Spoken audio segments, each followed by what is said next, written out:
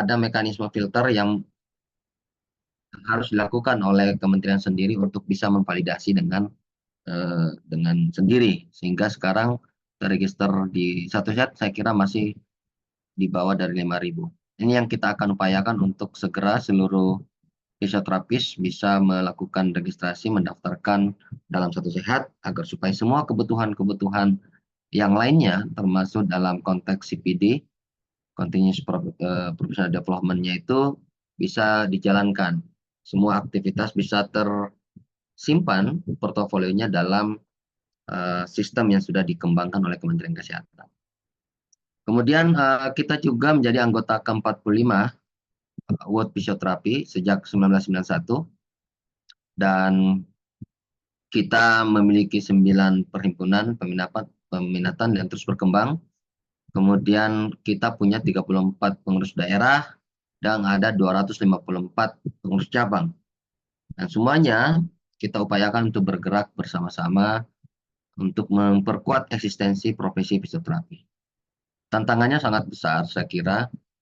Sejak awal saya sampaikan selalu kepada teman-teman sejawat fisioterapis bahwa kita tidak perlu khawatir soal apakah masyarakat membutuhkan fisioterapi atau tidak. Karena perubahan demografi penyakit, penyakit tidak menular, peningkatan usia lanjut, dan juga beberapa problem-problem kesehatan lainnya selalu mengarahkan akan gangguan gerak dan fungsi yang dibutuhkan adalah fisioterapis. Cuma persoalannya sekarang adalah persaingan untuk bisa memberikan kontribusi terhadap problem itu tidak hanya di fisioterapi. Dan itu sejak awal, sejak 5 tahun lalu sudah saya selalu sampaikan kepada rekan-rekan, baik di pengurus pusat, daerah, maupun cabang, bahwa kita sudah harus bisa mengantisipasi adanya potensi begitu bermunculan profesi-profesi kesehatan baru, atau meningkatnya atau meluasnya kompetensi beberapa profesi kesehatan yang akan membuat gray area dengan fisioterapi sangat luas. Jadi beberapa tahun terakhir ini IVI sibuk sekali mengadvokasi banyak profesi atau mungkin bukan tenaga kesehatan yang mengaku sebagai fisioterapis. Karena memang kebutuhannya pasti akan sangat tinggi. Jadi pertanyaan yang harus kita jawab hari ini adalah, apakah tingginya kebutuhan problem kesehatan non-infeksi, penyakit tidak menular tadi itu masih fisioterapi yang memberikan, atau mungkin boleh jadi tenaga kesehatan atau profesi lain yang bisa memberikan. Maka cara menjawabnya bukan dengan melarang orang lain dalam konteks untuk mengetahui, memiliki ilmu, pengetahuan, dan hal-hal yang berhubungan dengan kesehatan. Tapi caranya adalah memperkuat positioning fisioterapi, di mana masyarakat yang punya hak untuk memilih itu harus tahu betul bahwa kalau problem-problem gerak dan fungsi, maka pikiran pertama atau pilihan pertamanya adalah fisioterapi. Nah, ini upaya yang harus dilakukan. Karena dunia semakin terbuka dan batas antar profesi itu semakin tipis. Itu yang 10 tahun terakhir kami sadari, dan itu harus menjadi kesadaran kolektif seluruh fisioterapis, termasuk institusi pendidikan. Itu salah satu dasar mengapa sejak awal kita konsisten untuk mendorong peningkatan program-program pendidikan yang baru, khususnya fisioterapi. Secara sebaran kita sudah ada sampai kabupaten kota, tetapi masih terpusat di Jawa. Dan rasio ini yang juga agak terjadi pergeseran cukup. Di periode saya menjadi mahasiswa dulu tahun 94-95, itu rasionya masih cukup imbang, walaupun memang sudah mulai dominan perempuan. Tapi makin ke sini itu rasionya makin tidak seimbang.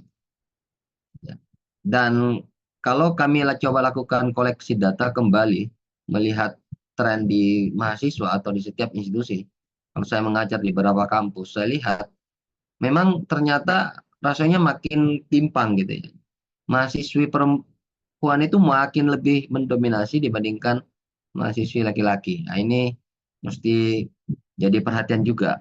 Bukan soal gendernya, tapi dalam konteks tertentu kita memang membutuhkan peran fisioterapis baik perempuan dan wanita yang berbasis bahwa sebaiknya juga jangan sampai menjadi semacam semacam apa ya, eh, eh, pola yang menjadikan kita tidak atau mengabaikan hal ini. Jadi rasio ini mesti kita coba perbaiki dan juga dengan cara melakukan promosi-promosi yang baik. Secara demografi, status pekerjaan non ASN masih mendominasi dalam konteks keanggotaan kita. ASN masih sekitar 17,5%, sedangkan non ASN itu ada 82,5%. Kemudian secara pendidikan masih didominasi diploma 3, walaupun tren percepatan pendidikan sangat luar biasa dalam paling tidak 15 tahun terakhir, ya, 15 sampai 20 tahun terakhir, karena secara direct saya ikut terlibat dalam upaya pengembangan pendidikan, mulai dari pendidikan diploma 4 pertama kali, kemudian program sarjana, kemudian pendidikan profesi, itu hampir semuanya terlibat, bukan hanya di institusi tempat saya mengajar, tetapi terlibat dalam begitu banyak hal ketika program-program di beberapa institusi itu ingin dikeluarkan, baik bicara dengan Kementerian Ristek Dikti ketika itu dan juga Kementerian Kesehatan. Secara rasio kita masih sangat jauh dari rasio ideal, dan oleh karena itu eh, target pertama kita adalah pengembangan pendidikan untuk memenuhi itu. Jadi ini yang saya tunjukkan rekan-rekan sekalian, bahwa ada perjalanan panjang di mana hampir 32 tahun kita sedemikian apa namanya stagnasi dalam jenjang pendidikan yang diploma 3 tadi.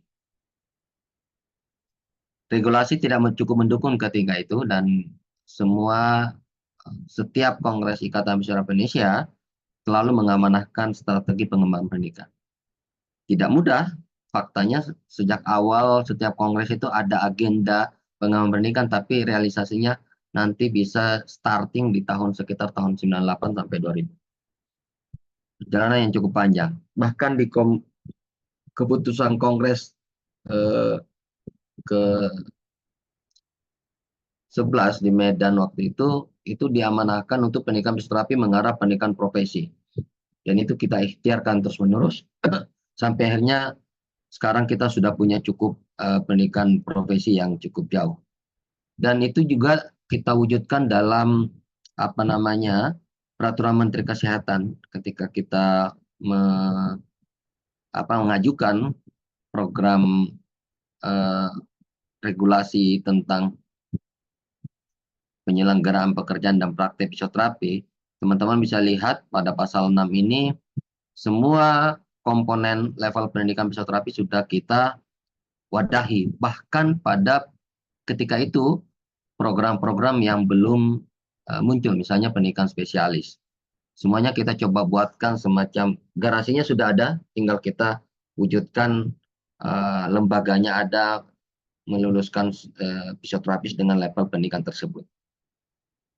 Nah, semua ikhtiar itu kita lakukan dan akhirnya sampai hari ini sebuah akselerasi perjalanan yang cukup bagus menurut saya, perkembangan 20 tahun terakhir, yaitu di mana sekarang sudah ada 41 institusi untuk diploma 3, yang ketika itu seingat saya pertama kali masih 36.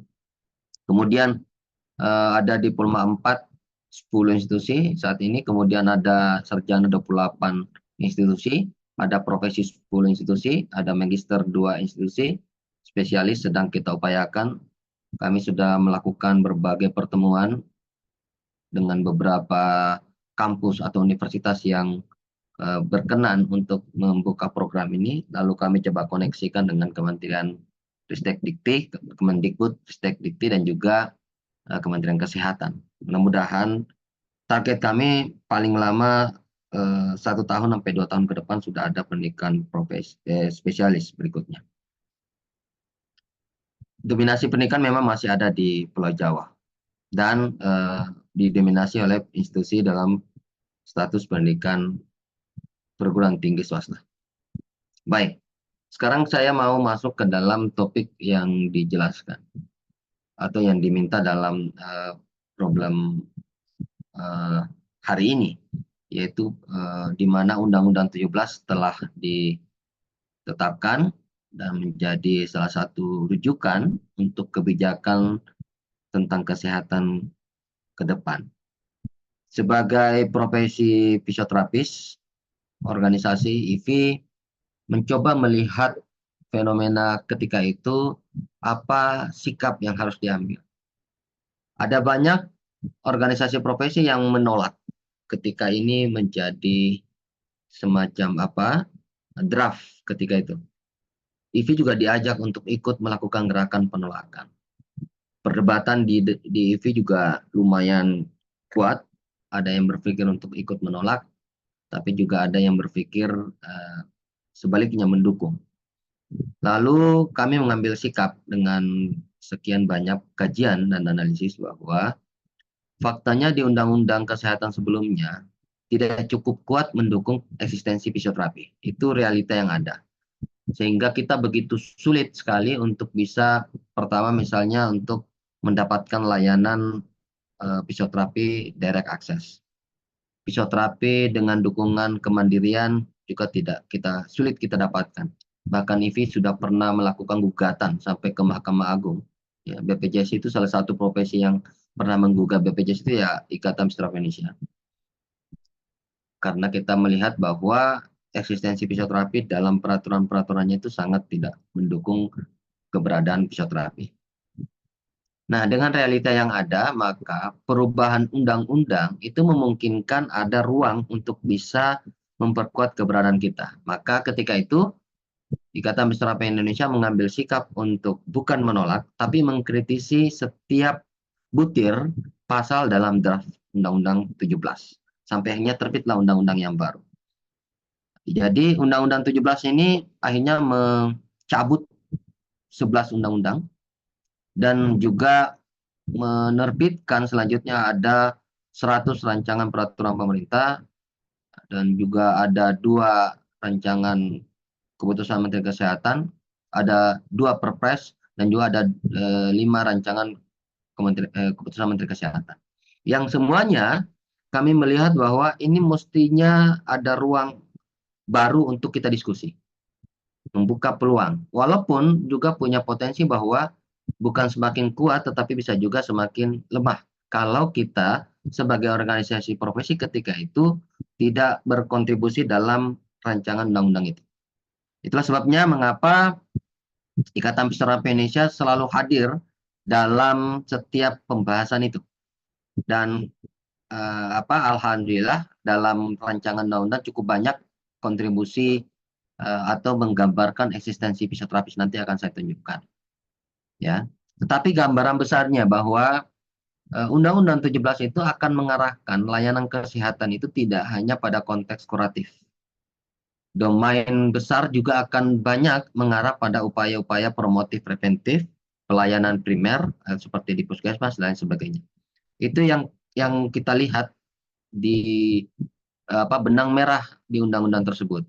Maka kalau fisioterapi mau eksis, tetap keberadaannya kuat, maka jangan sampai fisioterapi itu hanya ada di ruang lingkup yang kecil, yaitu di rumah sakit dengan cakupan hanya rehabilitasi. Tidak mudah menjelaskan ini karena Kementerian Kesehatan dan banyak lagi yang lainnya memang memandang fisioterapi itu bagian dari layanan rehabilitatif. Jadi cantolannya terlalu kecil, lingkupnya kecil sekali. Untuk merubah ke promotif preventif itu bukan langkah yang mudah, bukan langkah yang sederhana untuk merubah mindset pengambil kebijakan yang sudah terlalu kuat melihat fisioterapi itu identik dengan layanan rehabilitatif. Sehingga melihat draft undang-undang ketika itu, maka kita hadir dalam setiap pengkajian, ya teman-teman bisa lihat bahwa dalam setiap pengkajian, nanti saya akan tunjukkan, saya kembali lagi. Ini contoh kita hampir 8 kali menghadiri public hearing, kemudian ada juga di khusus dengan Panja DPR Komisi 9 yang membahas khusus tentang Undang-Undang 17 ini ketika belum ditetapkan. Karena kita memastikan bahwa setiap pasal itu memberikan ruang kepada fisioterapis untuk bisa eksis di sana. Bahkan sampai pada saat setelah terbit meyakinkan apa namanya bahwa undang-undang ini implementatif seperti yang kita upayakan, itu juga kita sampaikan kepada calon presiden ketika itu. Baik, sekarang teman-teman bisa lihat apa saja yang ada di undang-undang sebagai hasil ikhtiar dan bukan hanya fisioterapi. Tentu saja semua profesi, semua eh, apa lembaga yang berkepentingan dengan undang-undang itu semua akan terlibat memperjuangkan kepentingannya. Nah, di Undang-Undang 17, teman-teman bisa lihat bahwa upaya kesehatan itu baik yang sifatnya masyarakat maupun perorangan itu bersifat promotif, preventif, kuratif, rehabilitatif, dan atau paliatif. Ada tambahan paliatif. Nah, oleh karena itu fisioterapi sudah harus mulai mencoba mengantisipasi peran-peran di konteks ini. Gitu. Itulah sebabnya kami dalam setiap pertemuan itu, kami coba upayakan memberikan penjelasan yang agak merata, upaya promotif, preventif, kuratif, rehabilitatif, dan paliatif. Karena selama ini fisioterapi terlalu identik dengan rehabilitatif saja. Sempit sekali ruangnya. Nah, di dalam penjelasan ya pasal tersebut, coba teman-teman bisa lihat eh, kata fisioterapi existing sudah dibandingkan undang-undang yang terdahulu. Existing sudah cukup kuat di sana, bahkan menggambarkan gitu. Misalnya upaya kesehatan perorangan yang bersifat rehabilitatif dapat berupa terapi bicara atau fisioterapi. Mereka sudah menangkap bahwa yang dibutuhkan untuk upaya kesehatan perorangan yang bersifat rehabilitatif itu fisioterapi. Tapi sini masih terlalu identik dengan rehabilitatif. Kemudian kalau kita kaji semua pasal ya, di Undang-Undang 17 ini, maka teman-teman bisa lihat bahwa ada begitu banyak pasal yang mengarah pada upaya-upaya promotif dan juga upaya preventif. Coba Anda lihat, ada screening. Ya, jadi kalau teman-teman bertanya, kenapa fisioterapi dalam beberapa kegiatan aku senang banget screening, itu upaya kita untuk memberikan informasi kepada pemerintah ya, bahwa fisioterapi itu punya kompetensi ini. Yang sebelumnya mereka nggak pernah paham bahwa fisioterapi itu punya kemampuan melakukan screening. Screening itu upayanya adalah upaya-upaya preventif. Nah, di pasal ini juga coba teman-teman lihat ya. Jadi, upaya kesehatan lanjut usia bersifat preventif sebagaimana maksud pasal 67, deteksi dini termasuk screening. Semua berupaya sana. Nah, kalau teman-teman lihat pasal 70 juga demikian. Jarang sekali ada undang-undang satu objek tertentu itu berulang kali dimasukkan. Itu berarti ke depan arah pengembangan kesehatan ini akan mengarah ke sana. Kalau programnya mengikuti undang-undang, itu artinya penganggaran dan semua aktivitas kegiatan kesehatan ada di sana. Kalau kita tidak segera masuk dalam lingkup itu, maka kita akan tersingkirkan di luar dari pengembangan kesehatan secara nasional. Itu kira-kira gambaran besar mengapa kita harus menelaah setiap pasal dan kita melakukan upaya-upaya sinergi. Nah, cuma teman-teman lihat di pasal 71, upaya kesehatan lanjut usia bersifat rehabilitatif sebagaimana maksud pasal 67 diberikan sebagai lanjutan pelayanan kuratif untuk pemulihan kesehatan lanjut usia. Penjelasannya, teman-teman bisa lihat dalam penjelasan itu eksplisit dinyatakan ada layanan fisioterapi. Untuk memasukkan satu penjelasan ini, itu perdebatan yang tidak mudah. Karena semua profesi juga pengen tercantum dalam undang-undang. Kemudian di apa namanya pasal 74 juga sangat terlihat jelas adanya upaya kegiatan-kegiatan preventif. Oleh karena itu, kita harus berusaha masuk sana. Di pasal 75 coba teman-teman lihat, dinyatakan ayat 2, pelayanan secara proaktif untuk menjangkau sebanyak mungkin sasaran lanjut usia di wilayah kerja termasuk melalui kunjungan rumah. Ini home visit, home care, telekesehatan dan telemedicine. Maka penjelasannya dan juga uraiannya dalam pasal tersebut itu tertuang di mana yang dimaksud home care itu eksplisit juga dinyatakan fisioterapi. Jadi ketika pembahasan tentang home care ini semua profesi mengatakan saya mampu memberikan layanan home care. Nah, kita memberikan apa namanya gambaran existing bahwa hampir di semua layanan home care itu yang paling dominan memberikan layanan itu fisioterapi. untuk pasien-pasien lanjut usia, pasien-pasien stroke, dan lain sebagainya. Nah, gambaran itu yang mengakibatkan secara mudah pengambil kebijakan dan regulator itu membuat undang-undang menggambarkan bahwa oke, perlu layanan home care, dan yang terbesit di pikiran mereka layanan home care itu contohnya adalah fisioterapi. Walaupun semua profesi ketika itu memberikan contoh bahwa kami juga memberikan layanan home care. Ini akan menjadi turunan nanti, setiap pasalnya akan jadi turunan peraturan menteri, kemudian PP, peraturan menteri, yang akhirnya nanti kita harus perkuat di mana peraturan tentang home care itu fisioterapi harus diperkuat di sana. Tapi basisnya adalah di undang-undang. Nah, oleh karena itu, dari semua undang-undang yang sudah lahir, maka yang dilakukan oleh fisioterapi adalah upaya sinergi. Itu sinkronisasi program organisasi. Dengan sinergi inilah kita tetap bisa berkontribusi ada dalam ruang pengembangan pelayanan kesehatan. Ya. Nah, dari kajian analisis kami, kenapa kok sekian lama profesi ini hadir, tapi tidak mudah difasilitasi dengan regulasi yang cukup kuat. Yang pertama adalah karena persepsi tentang fisioterapi, baik di pengambil kebijakan, masuk bahkan Kementerian Kesehatan, itu tidak seperti yang kita pahami. Mereka melihat fisioterapi itu sesederhana tadi, yaitu rehabilitatif, bahkan kompetensinya itu sesederhana seakan-akan ya seperti agak diidentikan dengan layanan-layanan tradisional. Ini sangat sangat sulit meminta kebijakan, dukungan kebijakan kalau tidak merubah persepsi mereka dulu tentang fisioterapi itu seperti apa. Nah, naskah akademik mungkin IV itu paling banyak ngirim ke Kementerian Kesehatan. Artikel tentang fisioterapi itu paling banyak IV. Kemudian permintaan audiensi itu paling banyak IV. Tapi kenapa regulasinya tidak berubah? Karena mereka tidak paham tentang fisioterapi itu seperti apa sebenarnya. Maka yang kita lakukan adalah pertama membangun citra positif fisioterapi itu seperti apa. Harus jauh mindsetnya dari pengobatan tradisional.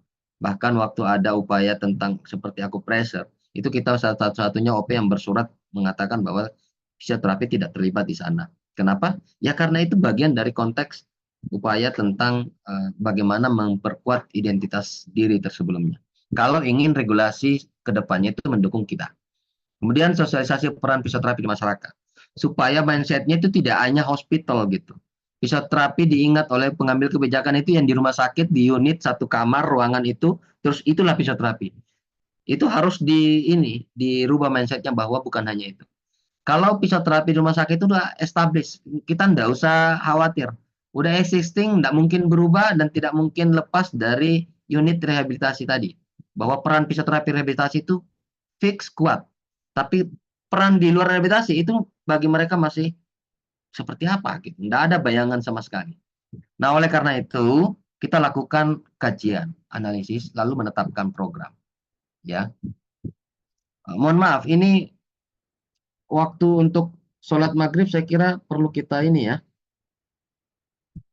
kita perlu sepakati karena khawatirnya nanti wilayah Jakarta dengan Solo saya kira agak lebih dulu di Solo ya, sebelum di Jakarta. Baik, mungkin 5 menit lagi kita break nanti, kemudian lanjut setelah isoma, setelah sholat maghrib, nanti kita lanjut lagi di pukul 16.30 sesuai jadwal yang saya dapatkan dari Pak Ketum hasil komunikasi dengan program magister di UMS. Baik, dilakukan analisis situasi dengan yang ada. Yang pertama adalah Undang-Undang 17 itu ada perubahan peluang kesetaraan. Di kesehatan itu ada kasta-kasta, seakan-akan tenaga medis itu lebih dibandingkan tenaga kesehatan. Di tenaga kesehatan ada juga kastanya lagi tingkatan. Nah, dengan adanya undang-undang yang baru, ini ada ruang untuk merubah merubah kesetaraan itu menjadi lebih baik. Kemudian yang kedua adalah fisioterapi yang akan lebih eksplisit di beberapa pasal. Itu, dan saya pastikan bahwa dalam upaya itu sangat luar biasa, perdebatan yang sangat luar biasa untuk bisa mengeksplisitkan kata fisioterapi dalam peraturan ataupun penjelasan undang-undang. Dan nanti kita lihat implikasi dampak dari semua dari undang-undang itu ke bawah. Nanti kami akan tunjukkan. Kemudian weakness-nya, memang undang-undang ini sangat terlihat nyata bahwa peran organisasi profesi itu dikeluarkan, dianggap sebagai dibuat menjadi peran yang independen, tidak diatur dalam undang-undang. Ketika itu memang itulah sebabnya ada perdebatan antara profesi bahwa undang-undang ini harus ditolak karena organisasi profesi tidak terlibat cukup kuat dalam undang-undang tersebut. Tapi Ivi melihat bahwa kepentingan yang terbesar itu ada pada profesinya, bukan organisasi profesi. Jadi walaupun organisasi profesinya dilemahkan dalam undang-undang itu, sebagai tanda kutip ya, tidak diatur secara eksplisit di undang-undang tersebut, yang sebelumnya posisi organisasi profesi dalam undang-undang sebelumnya itu sangat kuat, mengatur banyak hal. Sini diminimalkan peran pengaturannya, tetapi kita mengambil sikap untuk tetap menerima dan mengkritisi karena ada ruang untuk perbaikan profesi, bukan sebagai organisasi profesi. Tapi fisioterapis ini akan punya ruang untuk diposisikan dengan baik gitu. Nah, oleh karena itu, IFI sebagai organisasi profesi, walaupun undang-undang ini tidak cukup mendukung organisasi profesi, kami mengambil sikap untuk tetap mendukung dan juga mengkritisi pasal-pasalnya, bukan menolak karena apa sebagai organisasi profesi nggak diwadahi dalam undang-undang tersebut. Yang kedua adalah kita punya weakness sesungguhnya bahwa inovasi dan kompetensi kita belum memadai untuk pengembangan promotif preventif. Kurikulum kita itu masih lebih banyak dalam upaya-upaya kuratif dan rehabilitatif. Kita harus jujur itu. Kompetensi-kompetensi dasar ya ada, tetapi terlalu superficial dibandingkan kebutuhan yang tertuang dalam undang-undang. Ya, itu faktanya seperti itu. Jadi kalau ikut workshop, pasti workshopnya itu tentang kompetensi-kompetensi skillful yang sifatnya tadi kasus-kasus atau kooperatif dan rehabilitatif. Nah ini harus kita pahami bersama bahwa ruang eksistensi ke depan itu sangat tinggi. Jangan dilihat hari ini gitu, tapi ke depan ini akan sangat besar. Bahkan pergeseran itu akan masif. Dan kalau kita tidak siapkan sekarang, kita akan ketinggalan cukup jauh. Kemudian kemampuan diplomasi kita masih cukup rendah dan pemahaman pemerintah tentang fisioterapi dan juga masyarakat belum cukup kuat. Nah, kelemahan ini itu kita juga harus lihat dengan melihat peluang yang ada bahwa perubahan undang-undang itu membuka ruang paradigma baru. Fisioterapi itu bisa diinterpretasikan baru gitu. Kalau undang-undangnya diganti, gitu ya. Perspektif cakupannya juga tinggi, termasuk seperti home care. Home care ini selama ini nggak ada yang ngatur. Home care itu ya kesepakatan antara fisioterapis dan pasiennya saja. Tapi perlindungan peraturannya itu cukup lemah. Sehingga kalau ada apa-apa, fisioterapis sesungguhnya tidak cukup kuat punya perlindungan secara hukum. Penggunaan home visit dan segala macam itu. Nah, oleh karena itu, peran profesi hari ini itu sudah sifatnya berubah menjadi advokasi. Kalau dulu sangat mengatur administratif yang sangat kuat di fisioterapi. Baik, saya kira sekarang sudah jam 6:04. Nanti selanjutnya saya akan memberikan penjelasan. Ya, teman-teman saya kira perlu persiapan atau untuk sholat maghrib terlebih dahulu. Penjelasan saya selanjutnya adalah dampak dari ikhtiar atau upaya kita mencoba mempengaruhi undang-undang, mengambil sikap menerima dan mengkritisi undang-undang, bukan menolak undang-undang 17, kemudian masuk dalam lingkup paradigma baru kesehatan, supaya kita nggak tertinggal, bukan profesi di luar dari radius pengembangan kesehatan secara nasional. Maka nanti setelah ini penjelasannya adalah apa langkah yang dilakukan, bagaimana dukungan regulasi yang mendukung upaya yang kita lakukan, dan seperti apa ke depan fisioterapi, termasuk di antara teman-teman yang menempuh pendidikan magister, gitu ya. Ke depan seperti apa?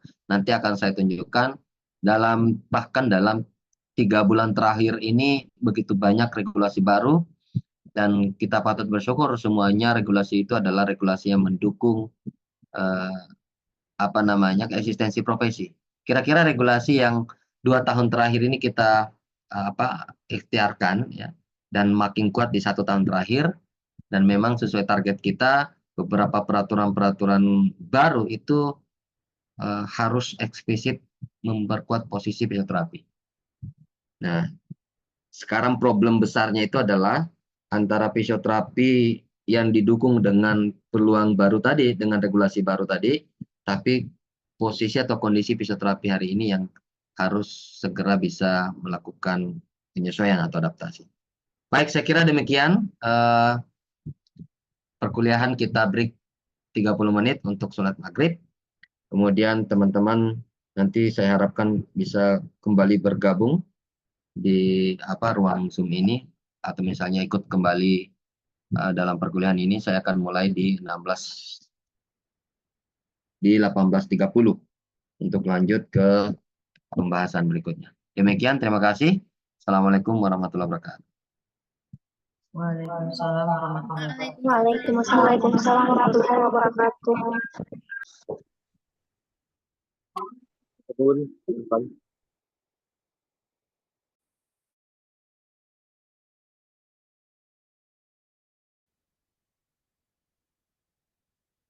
Baik, kita kembali memberikan gambaran bagaimana Ikatan Fisioterapeuta Indonesia berupaya untuk memperkuat eksistensi profesi ini. Yang pertama tadi sudah saya jelaskan bahwa pengembangan pendidikan. Kita harus menyadari bahwa sesungguhnya pemahaman di luar orang di sekitar kita, di luar fisioterapis, di pemerintah, Kementerian Pendidikan, Kementerian Kesehatan, atau kementerian lainnya, atau bahkan di masyarakat, mereka tahu bahwa fisioterapi itu ada secara secara profesi, tapi tidak cukup tepat mengenal apa saja peran yang bisa dilakukan. Bahkan ketika awal mendiskusikan dengan Kementerian Kesehatan, Direktorat Kelembagaan waktu itu, waktu upaya pertama kali adanya pendidikan sarjana dan pendidikan profesi, itu konsultan Kementerian Pendidikan saat itu mengatakan bahwa berdasarkan referensi yang dia miliki, sebenarnya fisioterapi itu cukup diploma 2. Kenapa Ikatan Fisioterapeuta Indonesia dan kampus-kampus ini begitu kuat keinginannya untuk jenjang pendidikan lebih lanjut?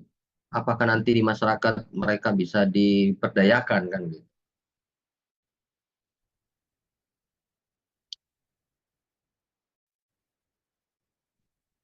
Yang saat di pertemuan itu saya bantah bahwa jenjang pendidikan fisioterapi kalau melihat benchmark postdoktoral. Jadi sebelum pertemuan kami sudah siapkan data tentang bagaimana pendidikan fisioterapi di luar negeri. Nah, tidak cukup sampai di situ, mereka betul-betul ingin melihat bahwa apakah kalau program ini diwujudkan, itu implementasinya di masyarakat seperti apa.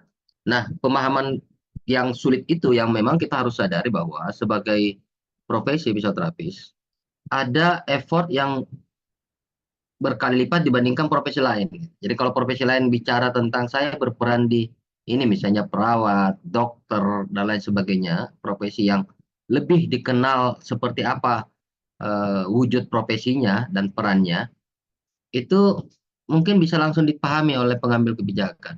Berbeda dengan fisioterapi, itu penjelasan secara naratif tidak cukup. Ya. Secara naratif dalam artian tulisan yang kita sampaikan tidak cukup. Verbal dalam setiap pertemuan juga nggak cukup. Nggak merubah perspektif mereka. Oleh karena itu kita lakukan semacam kajian, analisa apa yang harus dilakukan untuk bisa merubah semua itu. Nah, mulai dari adanya momentum perubahan Undang-Undang 17. Kami melihat ini sebuah peluang walaupun secara organisasi profesi mau tidak mau harus lebih perannya menjadi lebih minimal. Tapi keberadaan organisasi profesi kan untuk memperjuangkan profesi itu sendiri. Sementara kesempatan untuk membuat fisioterapi lebih eksis dalam artian kesempatan terbuka itu ada ketika itu dibahas. Ya, jadi kira-kira itu. Maka kita lakukan semacam pendekatan bottom up. Jadi gini, ketika kita membahas tentang atau melakukan kajian tentang undang-undang ini, Pak Ketum dan saya sama beberapa teman-teman itu memberikan pemahaman terlebih dahulu di internal Ikatan Fisioterapi Indonesia. Bahwa kondisinya adalah kenapa selama ini fisioterapi itu kalaupun mengajukan semacam usulan supaya bisa lebih didengarkan oleh pemerintah itu cukup didengarkan tapi tidak direalisasikan. Itu karena persepsi mereka tentang peran fisioterapi itu terlalu terbatas. Itu yang kami simpulkan. Kami lakukan kajian tentang itu. Kemudian yang kedua, untuk merubah mindsetnya itu ternyata tidak cukup hanya dengan dijelaskan. Mereka perlu semacam pendekatan yang berbeda untuk merubah mindset itu. Maka kita lakukan langkah-langkah. Nah, melihat kajian dari Undang-Undang 17 bahwa ternyata nanti tenaga kesehatan itu sangat dibutuhkan perannya, gitu. Porsinya sangat besar. Itu bukan hanya di layanan-layanan seperti rumah sakit atau layanan yang kuratif, tapi nanti juga akan banyak dalam promotif, preventif, dan juga mungkin kuratif dalam konteks layanan dasar. Ini sangat besar areanya. Tapi fisioterapi ketika itu masih benar-benar dianggap fisioterapi akan masuk ke sana. Itu sesuatu yang kayak sesuatu yang asing bagi mereka. Mana mungkin? Lo bisa apa? Terus ngapain di sana nanti? Seperti di puskesmas, di layanan-layanan primer yang lainnya. Nah, oleh karena itu kami memahami bahwa pendekatan ini adalah pendekatan bottom up. Artinya, selama ini kenapa usulan fisioterapi itu tidak cukup sesuai harapan gitu ya. Perjuangan bertahun-tahun itu tidak pernah sesuai harapan. Termasuk di dunia pendidikan itu untuk bisa pendidikan sarjana itu saya berkali-kali ke Dikti itu sampai hafal dengan orang-orang Dikti itu sampai mereka juga kenal hanya untuk supaya ada satu kampus terlebih dahulu yang dapat izin. Karena pemahaman kami kalau sudah ada dapat izin itu akan mudah institusi lain mengajukannya. Karena ternyata Dikti itu selalu penuh kehati-hatian ketika pertama kali memberikan izin. Nah, sama dengan ini. Selama ini menjadi sulit itu karena mereka melihat peran kita terlalu kecil di rumah sakit dan rehabilitatif. Tidak mengakar di masyarakat. Sehingga kalau kita bersuara itu kayak seperti dianggap tidak terlalu signifikan mempengaruhi. Nah, oleh karena itu, kita coba lakukan pendekatan berbeda di bottom up. Kita akan perkuat basis fisioterapi itu di masyarakat, pelayanan dasar, yang nanti dampak besarnya adalah juga di pelayanan rumah sakit.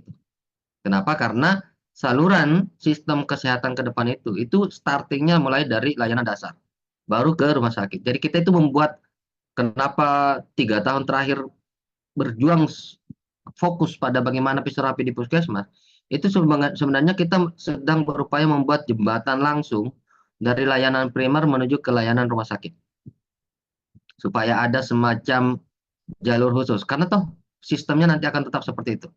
Kalau fisioterapi nggak ada di layanan dasar, maka semakin kecil peluang layanan lanjut seperti rumah sakit itu mendapatkan semacam ruang untuk memberikan menjalankan eksistensinya. Itu kira-kira dasarnya kenapa 3 tahun terakhir upaya untuk itu kita lakukan. Nah, oleh karena itu pertama kita lakukan beberapa kegiatan yang memberikan gambaran bahwa oh ternyata fisioterapi itu nggak hanya di rumah sakit satu. Oh ternyata fisioterapi itu bisa berperan di promotif preventif dan juga fisioterapi di komunitas. Kita banyak kurikulum tentang komunitas, tapi secara internal itu sudah biasa fisioterapi komunitas, fisioterapi apa. Tapi secara eksternal mereka nggak tahu, nggak kenal bahwa fisioterapi itu ada di komunitas. Yang mereka tahu fisioterapi yang ada di rumah sakit tadi, di layanan rehabilitasi medik. Nah, kita perluas itu, walaupun akhirnya kira-kira perlu perjalanan ke depan, tapi saya yakin bahwa kalau ini masih dalam blueprint yang jalan, yang sesuai dengan agenda kita, maka kita akan dapatkan nanti fisioterapi existing mulai dari tingkat dasar sampai pada tingkat lanjut di rumah sakit. Makin kuat positioningnya. Jadi kita lakukan kegiatan banyak ya, terus sosialisasi berbagai macam. Kalau di kebencanaan kita, misalnya kemarin di Cianjur itu, Ikatan Fisioterapi Indonesia yang paling lama 3 bulan. Jadi IV itu nyewa satu rumah, terus relawannya kita bergantian ke sana, terus pembiayaannya juga kita handle semuanya kita cukup dapat banyak hibah untuk kegiatan itu, sampai akhirnya Menteri Kesehatan memberikan penghargaan khusus kepada fisioterapi karena ternyata memang fisioterapi yang paling dibutuhkan ketika itu terjadi, di mana puskesmas pada tutup, rumah sakit tutup, tapi layanan fisioterapi itu masih bisa berjalan dari rumah ke rumah. Nah, itu yang menjadi upaya kita. Jadi setiap kegiatan itu kita langsung publikasikan, kita langsung share kepada kementerian yang kita anggap cukup cukup berpengaruh terhadap kebijakan ke depan. Nah, semuanya kita lakukan,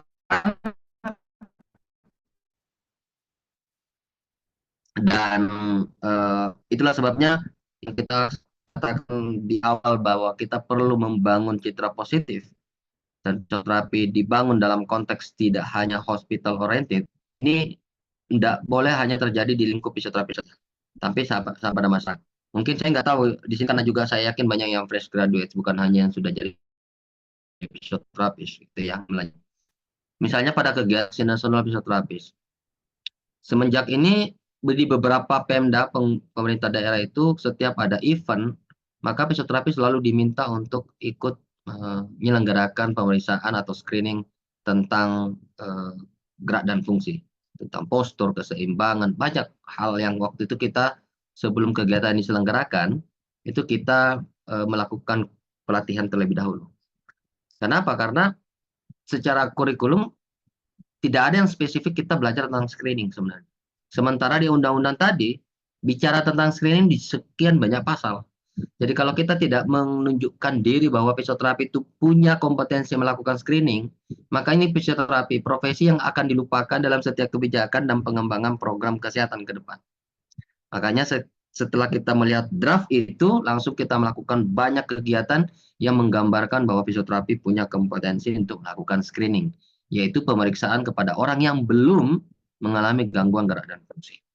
Nah, itu kita lakukan semuanya, bahkan kita dapatkan rekor muri ketika itu sebagai penyelenggaraan kegiatan screening kesehatan fisik terbesar atau terbanyak dengan partisipasi terbanyak se-Indonesia.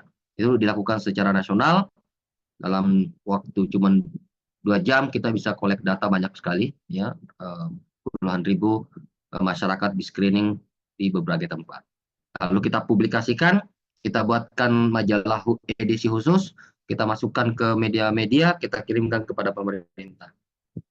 Yang semuanya upayanya satu, yaitu merubah mindset bahwa fisioterapi tidak hanya dalam lingkup yang kecil tadi, bahwa ternyata fisioterapi punya peran di luar sana.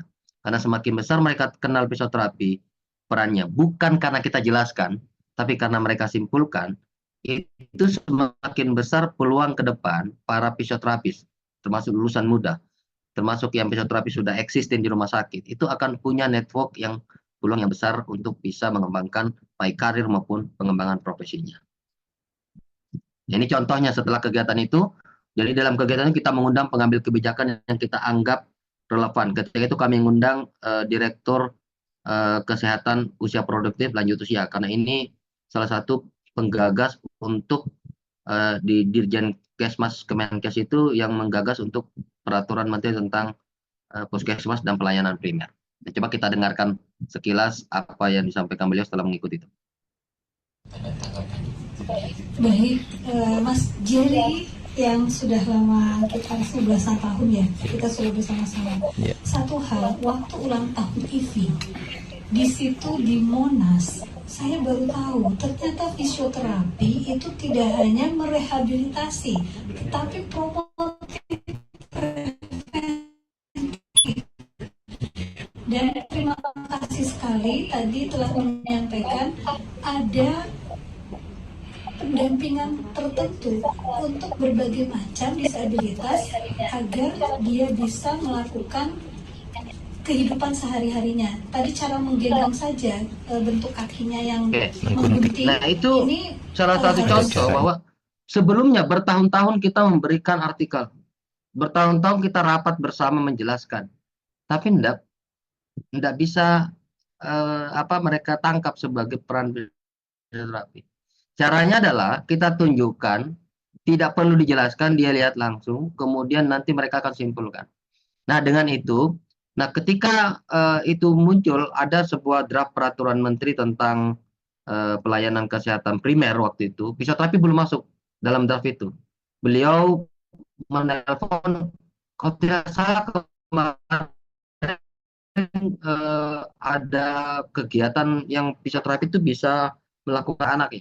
Diskusi akhirnya draft itu ditarik kembali, kemudian fisioterapi dimasukkan. Nah, Anda bisa lihat di KMK 2015 ya, tahun 2023 ini tentang petunjuk teknis pelaksanaan pelayanan kesehatan primer, itu fisioterapi sudah dimasukkan. Yang sebelumnya, berapa tahun sebelumnya itu tidak terpikirkan fisioterapi itu ada di ngapain gitu. Mereka nggak tahu. Nah, kemudian coba apa namanya, teman-teman bisa lihat juga di standar rangka penguatan pelayanan kesehatan primer pada pusat kesehatan di posyandu terpadu dan lain sebagainya. Teman-teman lihat bahwa di puskesmas kesehatan ini itu ada nomor pasal yang mengatakan kan bahwa fisioterapi itu ada masuk bagian itu. Jauh dalam benak mereka bahwa fisioterapi itu ternyata dibutuhkan di puskesmas. Karena bayangannya itu ya gizi, bidan, kemudian perawat dan lain sebagainya. Dan upaya ini kita lakukan sudah bukan 3-4 bulan terakhir saja. Ini bertahun-tahun kita lakukan ya. Tetapi ternyata sangat sulit untuk memberikan pemahaman.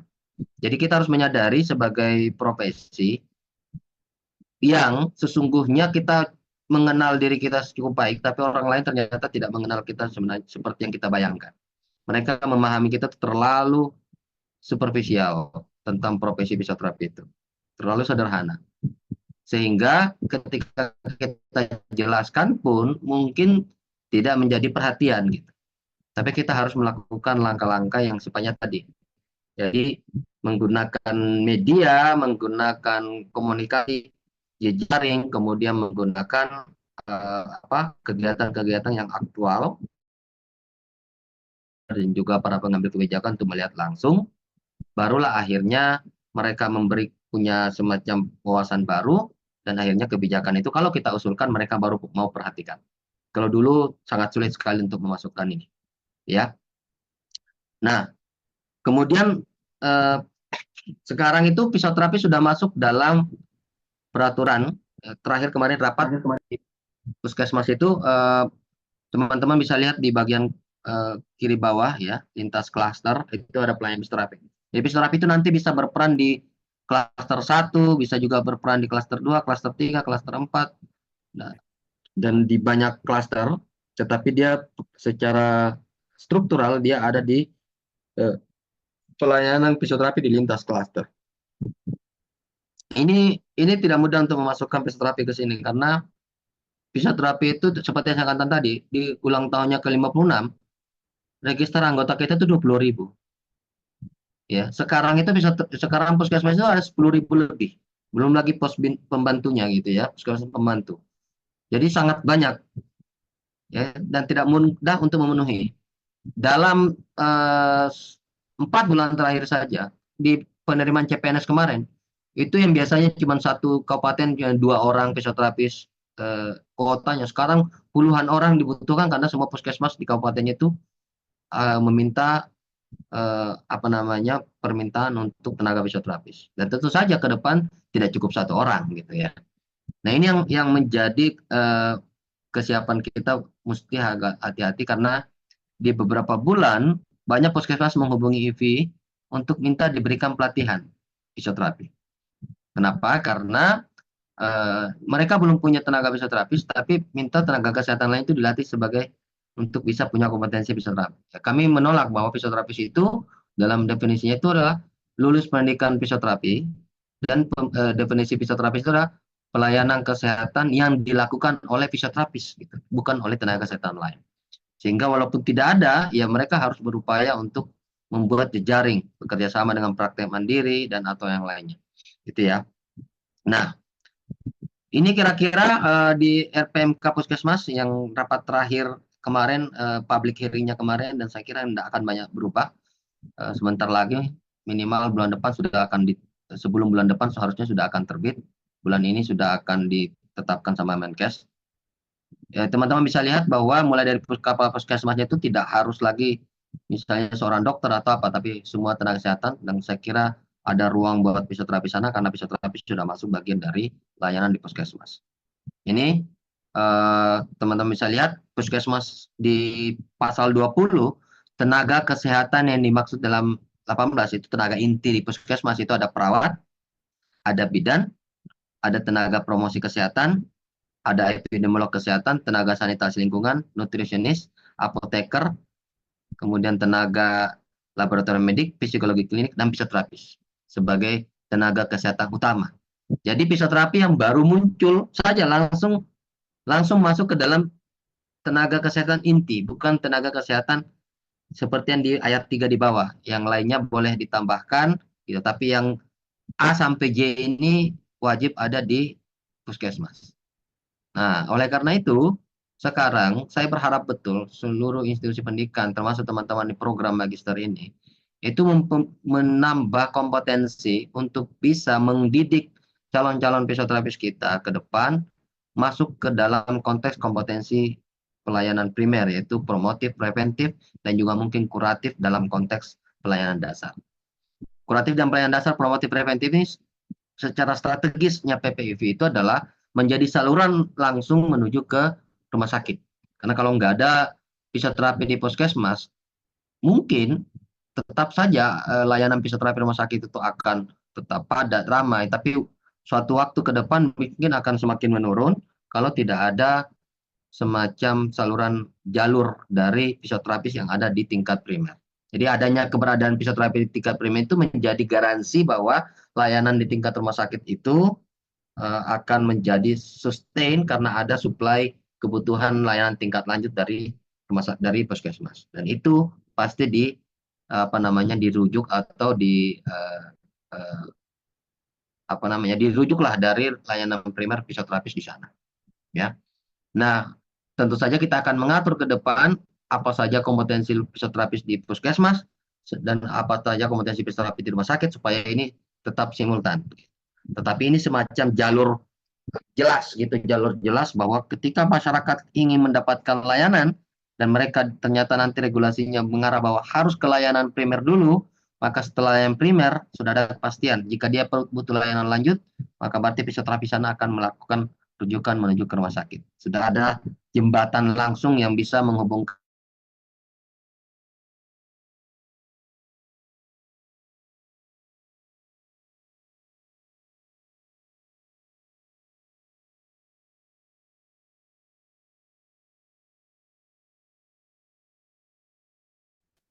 Di pasal 41, ya, pelayanan lintas klaster itu salah satu di antaranya ada pelayanan fisioterapi seperti di bagian yang saya tunjukkan. Jadi setelah kita melakukan analisa ternyata metode pendekatan untuk fisioterapi, ya kita harus tahu positioning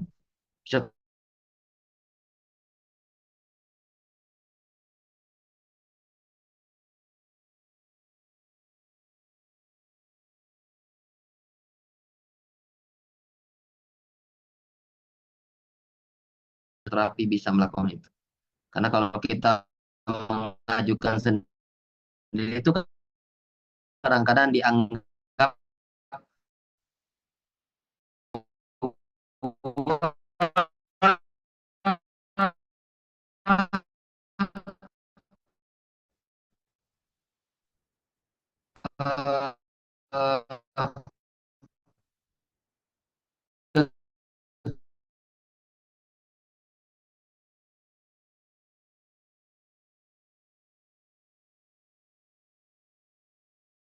itu ada, tapi tidak berjalan di rumah sakit. Kenapa? Karena ketika itu dukungan dari BPJS kurang.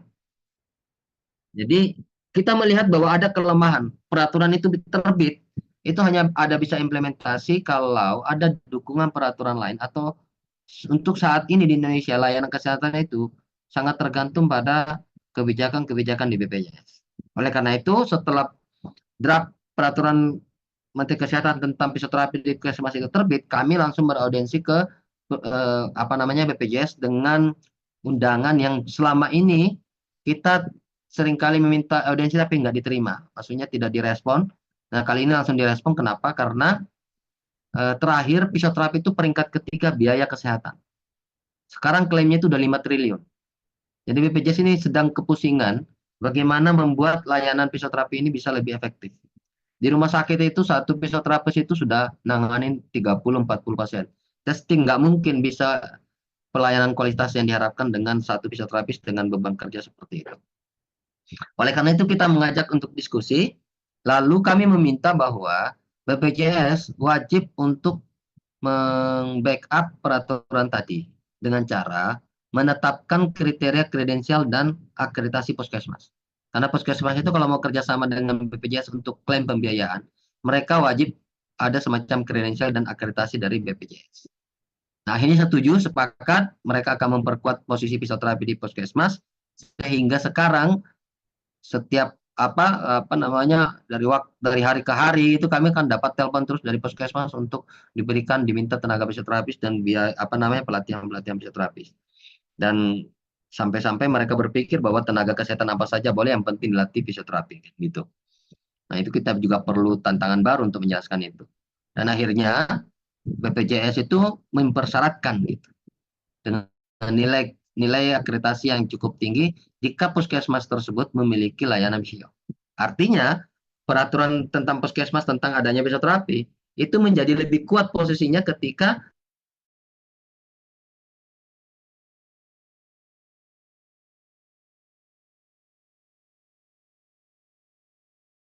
atau membuka layanan fisio. Ini kira-kira strategi yang kita lakukan. Lalu yang selanjutnya dalam upaya-upaya diplomasi, setelah kita melakukan tadi, sudah melihat bagaimana Undang-Undang 17 paradigma Undang-Undang 17, dan kita harus bersinergi dengan itu kalau ingin tetap eksis keberadaannya, dan juga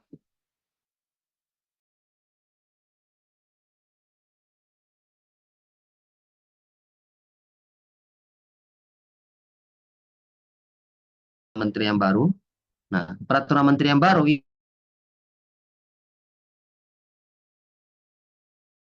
peraturan dari BPJS, sehingga saat ini posisi fisioterapi di puskesmas itu lebih stabil kondisinya, walaupun itu termasuk profesi yang baru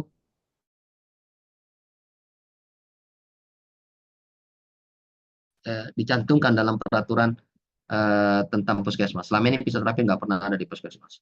Nah, ini sudah cukup established. Nah, untuk menjamin itu juga kita perlu berkoordinasi.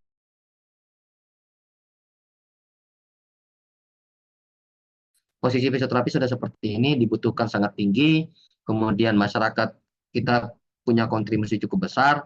Jadi terakhir saya dan teman-teman dari PPF itu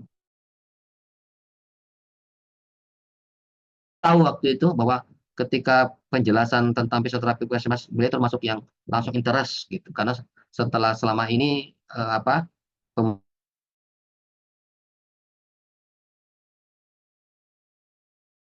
ya beliau cukup intens mendapatkan informasi dari kita tentang fisioterapi itu, ternyata tidak hanya orientasinya di rumah sakit, tetapi bisa juga di praktek apa namanya pelayanan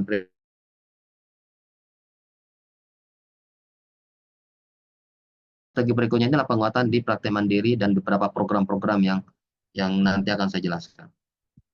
Di sini beliau yakinkan bahwa ke depan siapa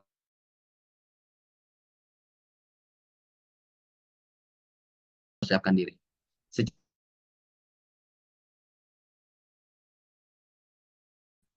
Yang selama ini memang masih orientasinya adalah layanan klinis di rumah sakit. Yang kita pelajari, yang kita banyak kembangkan itu di sana. Nah, itu mulai harus bergeser supaya apa? Supaya kita juga ketika punya kesempatan ruang untuk berkiprah di layanan primer ataupun praktek mandiri, itu kita juga punya kesempatan untuk membuat jejaring. Saya targetkan tahun ini kita akan mengajukan ke BPJS untuk praktek mandiri fisioterapi itu juga bisa bekerja sama dengan BPJS agar supaya dapat klaim.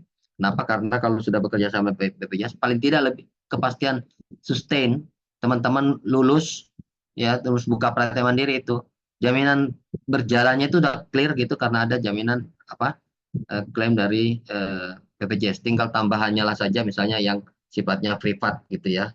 Masyarakat mandiri datang untuk layanan fisioterapi. Tapi dengan adanya jaminan kerjasama dengan BPJS ini, maka praktek mandiri fisioterapi kita akan lebih stabil. Nah, itu yang sedang kita programkan selanjutnya setelah eh, fisioterapi di puskesmas ini dan kerjasama dengan BPJS ini juga berjalan seperti yang kita harapkan. Kemudian kami juga sampaikan bahwa kita berkiprah di internasional dan cukup cukup memberi warna. Dan saya kira terakhir kemarin ya teman-teman kalau mungkin lihat beritanya atau ikut di sana kita menyelenggarakan Asian Western Pacific Congress. Eh, kita juga pernah jadi tuan rumah tahun 95 waktu itu di Jakarta. Kemudian beberapa negara dan waktu mengajukan diri eh, saya dan teman-teman mempresentasikan itu bersaing kalau tidak salah ada 15 negara yang mengajukan. Terus kita coba eh, berikan gambaran bagaimana kalau Indonesia menjadi tuan rumah dan alhamdulillah berjalan lancar. Tingkat kepuasan dari seluruh negara ada 31 negara yang hadir itu semuanya dalam ratingnya itu 3,8 kalau 1 sampai 4 itu mereka kita survei. Nah, nanti survei dari World Physiotherapy juga akan melakukan survei tentang penyelenggaraan kegiatan AWP. Bahkan Mick Landry, Presiden World Physiotherapy kemarin WA minta semacam laporan penyelenggaraan yang diselenggarakan karena beliau akan sampaikan sebagai percontohan penyelenggaraan Kongres Fisioterapi nanti di Tokyo bulan Mei, Kongres Fisioterapi Dunia. Beliau akan sampaikan bahwa ada contoh yang bagus penyelenggaraan kongres seperti yang diselenggarakan di Indonesia.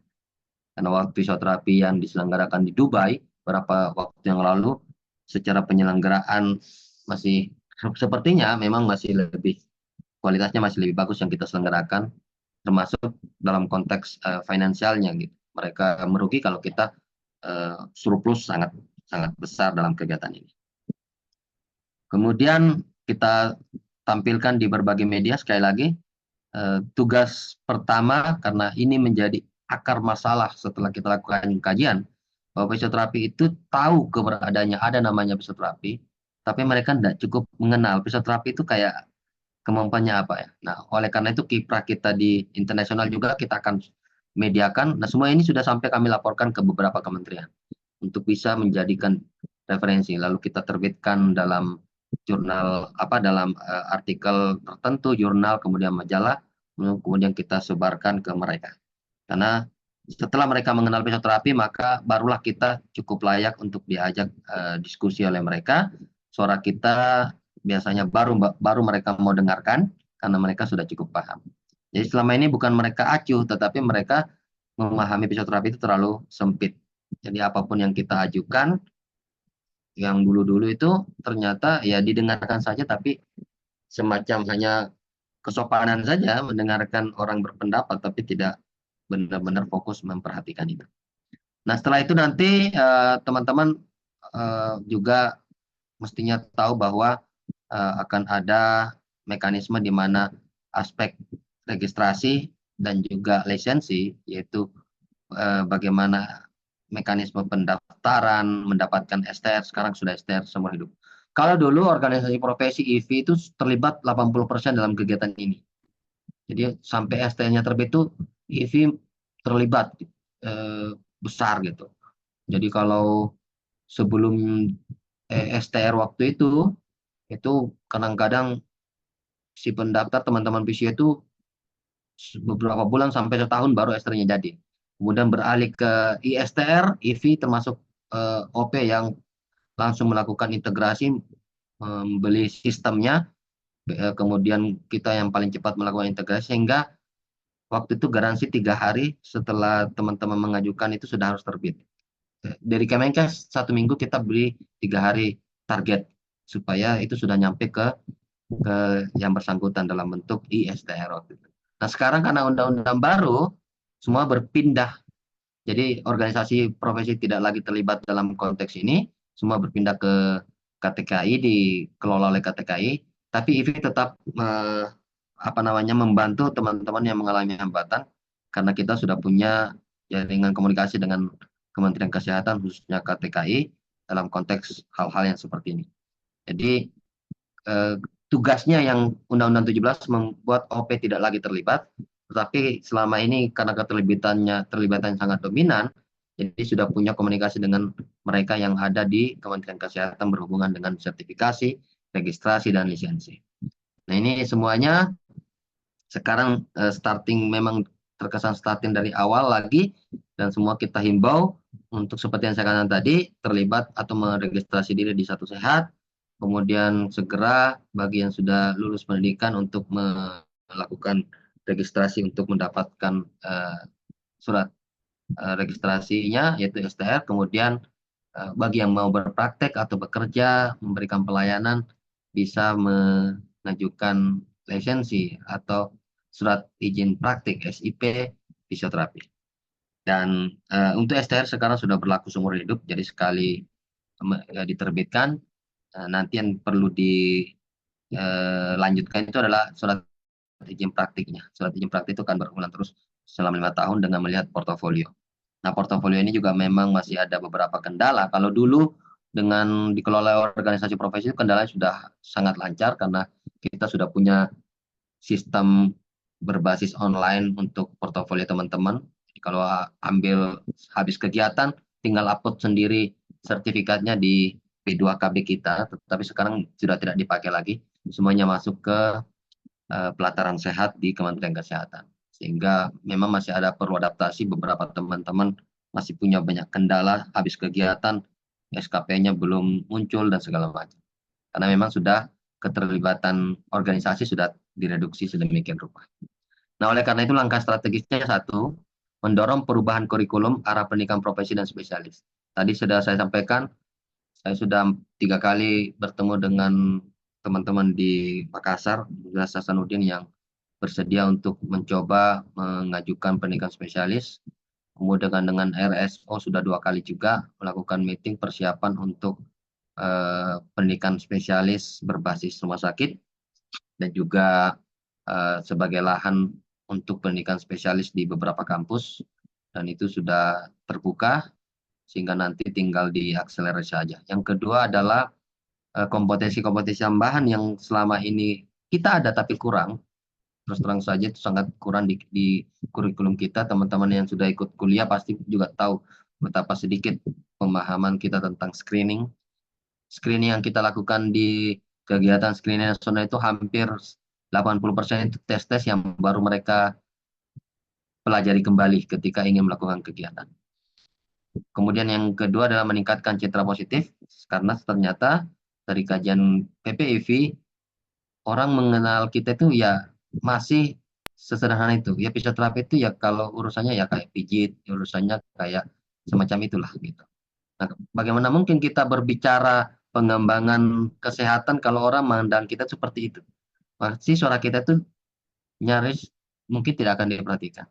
Nah, kita rubah dulu mindset mereka, baru kita bicara tentang apa yang bisa kita lakukan. Selama ini kita mintanya banyak, tapi kita lupa bahwa orang yang kita ajak bicaranya sesungguhnya tidak mengenal kita dengan baik, gitu.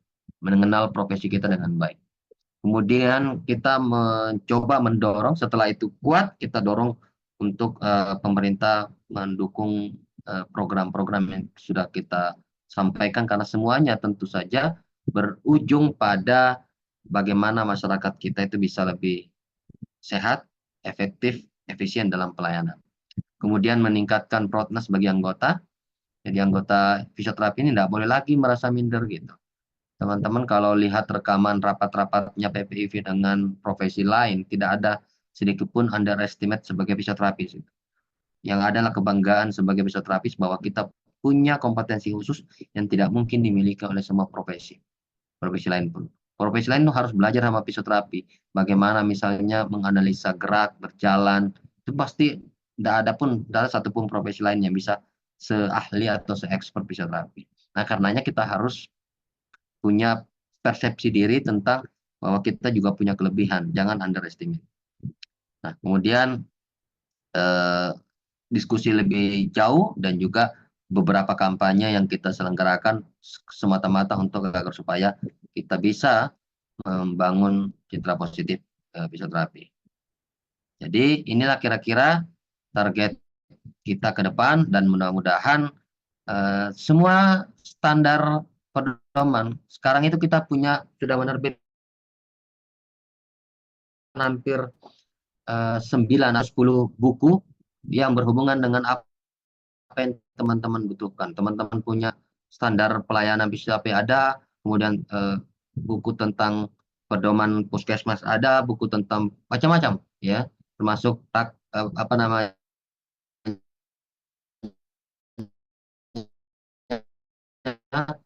pedoman teman-teman menjadi SOP dan lain sebagainya. Tapi secara produk sudah kita terbitkan, dan itu tentu saja karena organisasi profesi ini adalah organisasi nirlaba, semua yang berkecimpung di organisasi profesi ini punya tugas utama di tempat kerja masing-masing, sehingga betul-betul untuk memproduksi satu hal tersebut benar-benar perlu kerja keras yang luar biasa di manajemen, di manage demikian rupa agar supaya bisa terwujud. Saya kira itu gambaran tentang topik pada hari ini, baik tentang legislasi, tentang peraturan, dan juga apa namanya, hukum yang berhubungan dengan fisioterapi dalam konteks organisasi profesi, peran aktif organisasi profesi. Demikian, terima kasih. Saya akhiri. Assalamualaikum warahmatullahi wabarakatuh. Waalaikumsalam warahmatullahi wabarakatuh. Waalaikumsalam warahmatullahi wabarakatuh. Waalaikumsalam warahmatullahi wabarakatuh. Ya, sebagai informasi saja, ke depan ini kita ada 3 program utama. Yang pertama adalah fisioterapi haji, karena ini salah satu yang secara regulasi belum ada fisioterapi eksplisit. Fisioterapi itu ada yang ikut haji tapi bukan sebagai fisioterapis, sebagai masyarakat umum mendaftar gitu ya. Kita mau ada semacam regulasi clear gitu. Nah, kita sudah lakukan persiapan. Mudah-mudahan bulan depan kita sudah lakukan lokakarya, rencananya di Jogja karena Prof. Nilman juga di sana, kemudian beberapa stakeholder yang pengambil kebijakan nampaknya posisinya di sana, kita akan undang. Dan lokakarya seperti tadi juga, ada gerakan nasional, kemudian ada bukan teori gitu, tapi ada sesuatu semacam simulasi yang kita tunjukkan. Gini loh, kalau fisioterapi Anda masukkan dalam tim kesehatan haji, kira-kira ini yang bisa lakukan nih. Sebelum berangkat kayak gini, waktu di pesawat, waktu berangkat, waktu haji, pulangnya pun seperti ini. Itu penjelasannya kayak gitu. Kita harus terima kondisi orang nggak kenal kita, maka cara pendekatan penjelasannya nggak bisa dengan hanya duduk di meja, terus diskusi, terus mereka paham. Nggak bisa. Itu bertahun-tahun kita lakukan. Nah, oleh karena itu kita akan lakukan itu, fisioterapi haji. Kemudian yang kedua tentang praktek mandiri tadi ya. Jadi mudah-mudahan tahun depan ini sudah pemerintah yang baru, kita lagi lihat pemerintah yang baru karena kebijakan selalu lihat situasi politik juga. Maka tapi target kami tahun depan itu sudah ada regulasi tentang praktek mandiri. Yang praktek mandiri itu regulasinya sampai ke aspek tadi kerjasama dengan BPJS. Cukup berat, tetapi ya kita harus mulai, kalau enggak apa. Kemudian yang ketiga tadi tentang kesiapan pendidikan spesialis. Jadi kalau S2 ini sudah akan running dengan sendirinya. Kemarin barusan juga keluar izinnya dari Esa Unggul. Seperti pengalaman terdahulu, waktu D4 sudah terbit di Esa Unggul pertama kali waktu itu, tidak lama di mana-mana terbit. Kemudian S1 terbit di Unhas, di mana-mana sudah terbit. Profesi pertama di Unisa, sekarang sudah sangat banyak. Jadi yang penting bikin pertamanya itu yang ya kadang-kadang debatnya minta ampun ya. Tapi ya bagian dari kadang-kadang bikin sakit kepala karena sampai tadi kita ajak diskusi minta pendidikan sarjana kok dibilangnya fisioterapi cukup diploma 2. Loh diploma 3-nya udah banyak kok malah turun. Dimintanya diploma 2 aja. Kan jadi stres gitu ngajakin diskusi orang-orang itu. Tapi kita harus tetap ikhtiar ya, karena profesi ini saya kira ke depan akan tetap menjadi bagian yang tidak bisa disangkal bahwa pada akhirnya masyarakat butuh. Saya sudah sampaikan ke BPJS bahwa BPJS itu setelah 2017 bikin peraturan macam-macam menghambat pasien ke fisioterapi, ya bayangkan. Boleh berkunjung sekian kali saja, harus lewat rehab dulu, kemudian nanti mesti kembali ke DPJP dulu, banyak aturan yang dia dibuat BPJS demi supaya layanan fisioterapi itu jangan terlalu banyak biayanya gitu. Tetap saja terakhir 5 triliun. Ya Bapak. Karena masyarakatnya jumlah pasien itu memang banyak. Bukan karena klaimnya besar. Fisioterapi itu klaimnya level menengah ke bawah sebenarnya dalam konteks biaya klaim layanan rumah sakit. Itu kita 150-an, 120 itu kecil sebenarnya. Tapi kenapa kok udah dikasih aturan penghambat sekian banyak, tetap aja pasiennya membludak? Ya karena kasus penyakit itu sudah berubah dari penyakit ini yang kadang-kadang Kementerian Kesehatan bikin penelitian tapi nggak dipakai. Dari dulu itu 2010 itu sudah kelihatan bahwa penyakit 75% itu sekarang penyakit tidak menular, degeneratif. Yang dulu sakit pinggang itu tidak dianggap penyakit, sekarang ke rumah sakit semua sakit pinggang. Dulu dipikirnya sembuh sendiri tuh, sekarang ke rumah sakit semua. Maka yang membuat biaya itu bukan karena fisioterapinya, tapi karena jumlah pasien memang meningkat terus. Itu kami sampaikan ke teman-teman BPJS. Jadi caranya untuk ini adalah mengefektifkan tindakan fisioterapi, bukan membuat layanan itu menjadi. Nah, sekarang itu baru BPJS, mungkin teman-teman rumah sakit kalau ada yang mahasiswa ada sudah kerja rumah sakit ini tahu nih, BPJS sudah mulai bergerak menerapkan 65. Dia hanya boleh klaim satu fisioterapis 10 orang, ya gitu. Dari dulu PMK 65 kita minta. Ini beberapa rumah sakit sudah mengadu nih, Pak, aduh gimana nih, rumah sakit kami komplain ke kami nih karena ternyata yang boleh diklaim itu hanya 10 pasien per hari, per fisioterapis gitu. Nah, saya bilang nggak apa-apa, nanti rumah sakitnya kalau ingin nambah, karena fisioterapi itu salah satu layanan profitable loh di rumah sakit. Dia tuh pengeluarannya sedikit, tapi pemasukannya banyak. Gitu. Sayangnya pemasukannya banyak, dinikmati fisioterapinya sedikit. Nah, itu yang saya sedih di situ loh. Dinikmati fisioterapinya itu kadang kerohiman gitu ya. Jadi ini yang kita perjuangkan nih. Sehingga kalau rumah sakit pengen dapat klaim lebih besar, ya dia mesti nambah fisioterapis. Kalau rekrutmen fisioterapi bertambah, makin kuat posisi fisioterapi rumah sakit ke depan. Tapi ini perlu jangka waktu, saya bilang jangka waktu panjang. Yang penting basis dari puskesmas kita perkuat, nanti pergerak finalnya itu di penguatan di rumah sakit. Karena sudah berpuluh tahun kita lakukan penguatan rumah sakit, ternyata tidak cukup efektif. Itu ternyata analisa kami adalah karena pemerintah tidak melihat kita itu ternyata cukup kuat di masyarakat. Tidak punya suara, akarnya, pondasinya nggak kuat di sana. Kita nyantol toh sebagai unit-unit pendukung gitu ya. Mudah-mudahan nggak dianggap penghibur gitu ya, unit hiburan kan gitu. Karena BPJS itu nganggap fisioterapi itu kayak, Pak Irfan gimana ini fisioterapi satu pasien low back pain 80 kali ini pergi fisioterapi apa pergi liburan katanya gitu. Saya susah juga jawabnya, mereka punya datanya, kita mau jawab apa. Ya saya bilang ya karena Anda bikin peraturannya nggak langsung ke fisioterapi jadi nggak efektif kan gitu. Ya cari alasan aja. Tapi satu sisi ya kita harus ngakuin diri. Kadang-kadang penanganannya pasiennya hafal sendiri kok, tidur sendiri, pasang alat sendiri, terus pulang kan gitu. Ya itu semuanya harus dirubah dan insya Allah nanti dengan bergerak bersama dengan seluruh anggota fisioterapi masih IV bisa berkontribusi dan fisioterapi masih tetap eksis. Terima kasih. Assalamualaikum warahmatullahi wabarakatuh. Waalaikumsalam warahmatullahi wabarakatuh. Waalaikumsalam warahmatullahi wabarakatuh. Pas waktunya sesuai dengan yang disampaikan Pak Ketum. Baik teman-teman, saya kira demikian perkuliahan hari ini.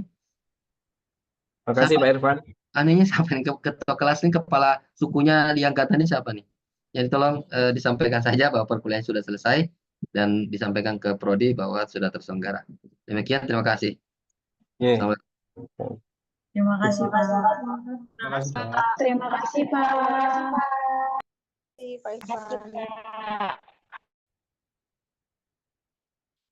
Semangat. Semangat, semangat. Oke. Sulit.